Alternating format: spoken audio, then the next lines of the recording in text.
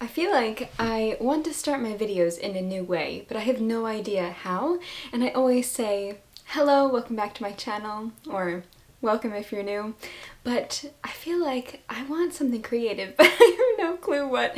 Anyway, hello everyone, welcome back to my channel. Today I'm going to be talking about the books that I read in October, and I'm very excited to share them with you. Honestly, this month I feel like I didn't read a lot, but in retrospect, I think I did a decent amount. I think I bought more books than I read this month, which is always great. It's always great for the bookshelves. Yes, I bought the Faber editions of Kazuo Ishiguro books. I bought some books for my birthday. A birthday book haul is probably coming at some point, but I still haven't gathered all of the books from my gift cards and everything like that yet, so we'll see. But anyway, enough rambling. I'm going to tell you guys about the books that I read this month. I had a great reading month. The books that I read I really enjoyed, and I'm in the middle of quite a few books. I was in a somewhat of a slump this month. I still kind of am. Honestly, if I had to blame it on anything, it would be Game of Thrones. I have been binge watching Game of Thrones, and I have been taking a break from it because I'm about to start season 8, which is the last season, and I'm trying to give myself some time to read, and then maybe I'll start season 8 and I'll just binge it so that I can be done, honestly, because whenever I watch a TV show, I am just all in, and it's bad. Anyway, sorry, I keep rambling. You guys know me. So the first book that I read this month I actually don't have a copy of, and that is The Bell Jar by Sylvia Plath. I listened to the audiobook, which is narrated by Maggie Gyllenhaal, and I really enjoyed it. I have been wanting to read The Bell Jar for years, and for some reason I just never have. I didn't have a physical copy, and I saw that on Libby I could get the audiobook that was narrated by Maggie Gyllenhaal, and two of my favorite kinds of audiobooks are ones narrated by the author and ones narrated by celebrities. That one by Maggie Gyllenhaal is amazing. She did such an incredible job. It's about this girl who is working in the city for the summer, and it's about her mental health and the society around her and how she views everyone. It's kind of like a mental health journey. It's the typical sad girl summer book, and I really enjoyed it. I liked the things that were explored in it with mental health and how mental health was viewed, especially the time that it's set in, and I just found it really fascinating. It wasn't anything that I thought was standout. I know so many people, it's their favorite book, so they love it a lot, which I really enjoyed it. I just don't think it's something that I want to scream about. Maybe if I read it physically. I did really enjoy the audiobook. I thought it was amazing. But yeah, there was something that I didn't like completely hook into for some reason, and I honestly don't really know what. But I highly recommend it. Highly recommend the audiobook. I thought it was wonderful. The next book that I read, I finally finished Klara and the Sun by Kazuo Ishiguro. I feel like this book took me forever to read, and that's just because I wasn't giving it the time that I should have. Honestly, Game of Thrones. I'm blaming Game of Thrones. Anyway, so Klara and the Sun, it's about an AF, which is an artificial friend, in this world where teenagers can purchase artificial friends to keep them from being lonely. There's a lot of illusions, and this world, I guess, is very elusive, and Kazuo Ishiguro, he's great at telling you about a world that's similar to ours but is different, and not really explaining the differences but just sort of describing them, and then you can kind of guess at what those differences are and how it affects the characters that inhabit those worlds. Like, for instance, there is this term that they use called lifted, and it's when a child is lifted. I think it has something to do with education, and they have like a better education, or they have an opportunity to get a better education, because one character, our main character Josie, is lifted, and one of the side characters, her best friend Rick, is not lifted. I loved Rick. Rick was probably my favorite character. We are following Klara, who is the artificial friend, and it's her perspective on this whole world and on being Josie's artificial friend, and her perspective, and looking at the world kind of in an objective way. I love stories where the main character or the narrator is not human, or it kind of looks at the world in a different way than the other characters do.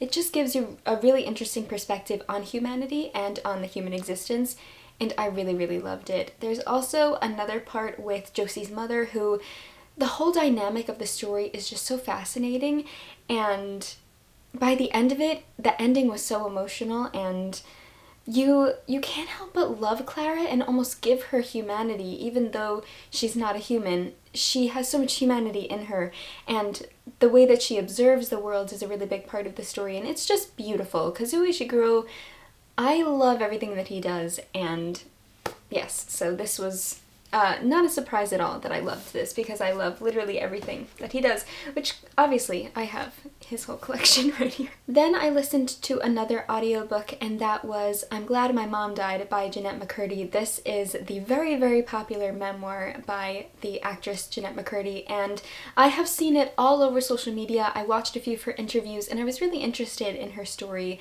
and especially growing up watching iCarly, and I loved her character, and I kind of wanted to understand the background of what she went through, and hearing her talk about her relationship with her mother I just thought was really fascinating. So I listened to it, and the audiobook was narrated by Jennette McCurdy herself, and loved it. Oh my gosh, that audiobook, that book in general, just I can't even explain it. It's just one of the most heartbreaking and affecting stories.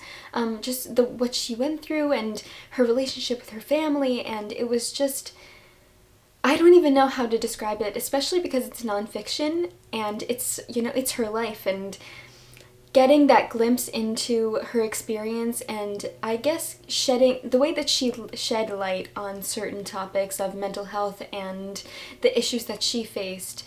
And being a child actor, it really opens your eyes, and I think what was so wonderful is that she gave people a perspective on what it's really like, because I feel like as an everyday person who we look up to or we idealize celebrities, it gives you a different perspective on what that entails, and I guess what they go through and the hard parts of that. It was just amazing. I highly recommend it. I'm not a huge nonfiction reader, and so now I am feeling like I'm a little bit more interested in reading some memoirs and maybe some nonfiction. So if you have any memoirs or nonfiction recommendations, I would love to know them in a comment. If you want to leave those, that would be great. The next book that I finished is And Every Morning the Way Home Gets Longer and Longer by Fredrik Backman. This is a novella. It is one of my favorite books on the planet. You guys know how much I love Fredrik Backman. I feel like I talk about him all the time.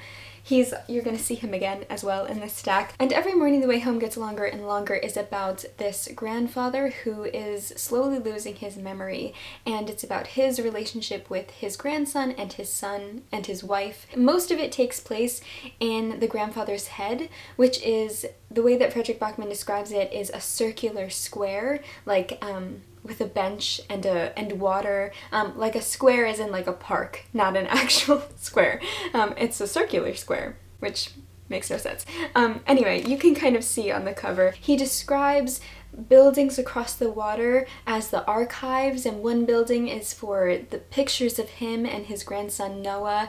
One of my favorite things too, and it gives such humanity to Fredrik Backman's characters, and I think one of his greatest strengths is when he gives people little intricacies about their personality, like how the grandfather always calls his grandson Noah because he likes his grandson's name 2 times more than everyone else, and so he calls also his son at one point Ted. So his grandson is Noah and his son is Ted, and he always calls them Noah and Ted. And I think that that's so sweet, and just because obviously we're familiar with nicknames. For me, I have a million nicknames. One of them, my cousin calls me Linny, so it's Carolyn. She just took the second half of my name and put E at the end, so Linny. But anyway, so I just love how it adds such personality to it, and I also love the way that he gives people little faults, I guess, or like aspects of their personality that aren't like super beneficial in a way, where the grandfather, he really loves math and he thinks that math will lead you home, and his son Ted really loves writing and music, and they had kind of a conflicting relationship growing up. And then Noah I just want to call him Noah really loves numbers like his grandfather, so Noah and the grandfather have a really close relationship. which he, the grandfather didn't have with his son Ted. And then another part is that underneath the bench, so this is taking place in the grandfather's brain, underneath the bench there are hyacinths, because that's his wife's favorite flower, and in the hyacinths are keys, a bunch of random keys, and he starts talking about how the first things that you lose is keys, and then so you forget or lose keys, you forget your way home, and then eventually you forget people. So kind of describing the way that the mind works and age affects the mind. And it's just so fascinating. The theme of memory and memory loss is something that I'm really interested in because my grandfather had dementia before he passed, and I also worked on a dementia unit in a nursing home in high school and part of college, and so I was around dementia patients every day, and it really had a great effect on my life and something that I am really passionate about. And not to give anything away, but it is a part of the story that I'm currently working on is memory loss, and so I'm trying to read some other books about memory loss to see how other writers handle the aspect of memory loss. And this is probably my favorite one so far. I haven't read too many. Another one that I'm looking forward to reading is The Housekeeper and the Professor, which also involves the theme of memory loss. So anyway, that was a long ramble about just one book, but I love it. I can't recommend it enough. You can read it in an hour. You can read it even in a half an hour. It's just such a short novella, and it will make you feel a lot of feelings. It'll make you feel a lot of feelings. I've also reread this book countless times. I don't even remember how many times I've read this book. You can't see my Frederick Bachman stack, but it's here. Now, the last book that I finished, and then I have 3 books that I'm in the middle of. The last book that I have finished is Coraline by Neil Gaiman. This is the edition illustrated by Chris Riddell, who is one of my favorite illustrators. I also love Neil Gaiman. He is just such an incredible storyteller. So Coraline, of course, who doesn't love Coraline? I love Coraline. Coraline is so great. I love the movie, I love the book, and I actually just did a tattoo reel for my Instagram of tattoos and illustrations that I designed inspired by the book and the movie Coraline. And so when I was drawing out my illustrations for that, I was listening to the audiobook narrated by Neil Gaiman. So again, love when celebrities read books, love when authors read books. Neil Gaiman, I could listen to his voice all day long. He is just such an incredible narrator, and the way that he brings his own stories to life is, I think, unlike any other author, any other narrator. And these illustrations by Chris Riddell, his work, it is just incredible. Some of them are honestly terrifying of the other mother, but I just love this story so much. Oh my god, there it is. Oh, is that not horrifying? Am I the only one? I mean, I get scared really easily, but that's terrifying. This is about Coraline and her family and how she discovers this hidden door in this new house of flats, and how this door leads to this other world with an other mother and an other father, and it's about this other mother wanting to keep her in this other home instead of her living in the real world. And it's just this incredible portal fantasy. It's just one of those books that I love reading every year. I love watching the movie. One of my favorite scenes is when Coraline meets the cat, or not meets the cat, but talks to the cat for the first time in the other world. She turned around. Standing on the wall next to her was a large black cat, identical to the large black cat she'd seen in the grounds at home. "Good afternoon," said the cat. Its voice sounded like the voice at the back of Coraline's head, the voice she thought words in, but a man's voice, not a girl's. "Hello," said Coraline.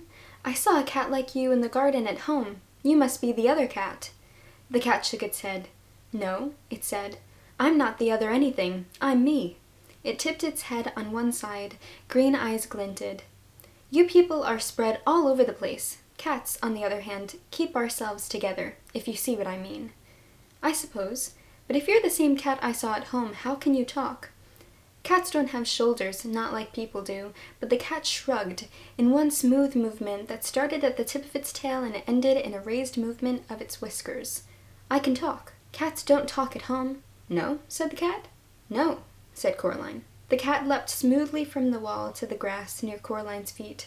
It stared up at her. "Well, you're the expert on these things," said the cat dryly. "After all, what would I know? I'm only a cat." It began to walk away, head and tail held high and proud. "Come back," said Coraline. "Please, I'm sorry, I really am." The cat stopped walking and sat down and began to wash itself, thoughtfully, apparently unaware of Coraline's existence. "We could be friends, you know," said Coraline. "We could be rare specimens of an extraordinary breed of African dancing elephants," said the cat. "But we're not, at least," it added cattily, after darting a brief look at Coraline. "I'm not." Coraline sighed. "Please, what's your name?" Coraline asked the cat. "Look, I'm Coraline, okay?" The cat yawned slowly, carefully, revealing a mouth and tongue of astonishing pinkness. "Cats don't have names," it said. "No?" said Coraline. "No," said the cat. "Now you people have names. That's because you don't know who you are. We know who we are, so we don't need names." Anyway, that's just one of my favorite scenes. I love it so much. I love this book. Cannot recommend it enough, especially cannot recommend the audiobook enough. So the rest of the books I am still in the middle of reading, and I doubt I will finish them by the end of the month because today is October 30th, and the first one I have been reading, it's Game of Thrones. I am more than halfway through. I am semi-close, not close to being done. I am taking my sweet time with this. I have a feeling that Emma's done with it because I was buddy reading this with Emma, but I don't know if she's finished yet. She asked me for an update and I told her, and I think that she might be done already, so I need to catch up. Still loving the show, still loving the books. Game of Thrones has had a chokehold on me. It's bad. And then I want to watch House of the Dragon when I'm done watching season 8. Oh god. Didn't I say earlier that I wanted to watch season 8 so that I could be done with it and then I can get back to my reading life? Anyway, okay, we're gonna move on. Then the next book is Frederick Bachman's The Winners. I started reading this, I got about 3 chapters in, and then I was reading Klara and the Sun, and I was listening to another audiobook, and I was reading something else, and I just felt like I wasn't giving it the time that I wanted to give it. This is the 3rd book in the Beartown series. I have waited years and years and years for this book to come out, and now that it's here, I want to make sure that I read it at the right time. I've been watching a lot of interviews of Frederick Bachman because he went on a book tour for this book, and I love hearing him speak about this book, and I just want to give it the time that it needs and that I want to give it, you know? I want to read it at the right time. So yes, I'm kind of holding off this book until I have more of a good span of time that I can just dedicate to reading it. Then the last book that I am in the middle of is Meditations by Marcus Aurelius, and this is my first time reading Meditations. I am not a huge philosophy reader, but I would definitely love to get more into philosophy, and I am thoroughly enjoying this. I am currently on book 4, and so far I knew that this was going to be a very quotable book and that I would want to highlight it and annotate it because I have heard such amazing things about it. And this is basically Marcus Aurelius's diary. He never intended for it to be published, and it's just his thoughts and views on the world and on life in general, and not so much of what's, I guess, the external, but more the internal. And there are so many quotes that I just adore. Okay, I think probably my favorite quote so far is from book 2, and it is just groundbreaking and beautifully said. "Even if you were destined to live 3,000 years or 10,000 times that long, nevertheless remember that no one loses any life other than the one he lives, or lives any life other than the one he loses. It follows that the longest and the shortest lives are brought to the same state. The present moment is equal for all, so what is passing is equal also. The loss, therefore, turns out to be the merest fragment of time. No one can lose either the past or the future. How could anyone be deprived of what he does not possess?" Amazing. Oh my god. And then it keeps going. "So always remember these 2 things. First, that all things have been of the same kind from everlasting, coming round and round again, and it makes no difference whether one will see the same things for 100 years or 200 years, or for an infinity of time. Second, that both the longest lived and the earliest to die suffer the same loss. It is only the present moment of which either stands to be deprived, and if indeed that is all he has, he cannot lose what he does not have." Oh my god, so just talking about the importance of the present moment and being present, and then that's really the only thing that you can lose because we don't have the past or the future, we only have the now. I feel like that's pretty commonly stated and it's commonly known, but just the way that he wrote it is unbelievable. And the fact that this was written hundreds and hundreds and hundreds and hundreds and hundreds of years ago, the fact that humanity really hasn't changed down to the core, down to our souls, and it's just unbelievable to see that and to, I guess, relate to a book and to a person that is from so many years ago. It's just wonderful and I'm really, really loving it. And what I like about this book is that because it's a book of philosophy, it's a book, I guess, of just thoughts, you can pick it up and put it down at your own leisure, and the reading process is really nice. Because it's not just like a narrative story that you want to stay in. You can kind of dip in and out of it, and it's really nice whenever you take that time to read it. Anyway, so those are all of the books that I did read in October and am in the middle of reading. I would love to know if you have read any of these books or what you think about them and what you guys are reading or have read in October, what you're looking forward to read in November. I'm so excited for November. I can't wait for Christmas. I said it. I love Christmas with my whole heart. I have ever since I was a kid. I love Christmas. I can't believe that it's coming so soon. Anyway, so I hope you're having a great day. I hope you've read some amazing books this month, and I hope you enjoyed. I will see you soon in another video. Happy reading!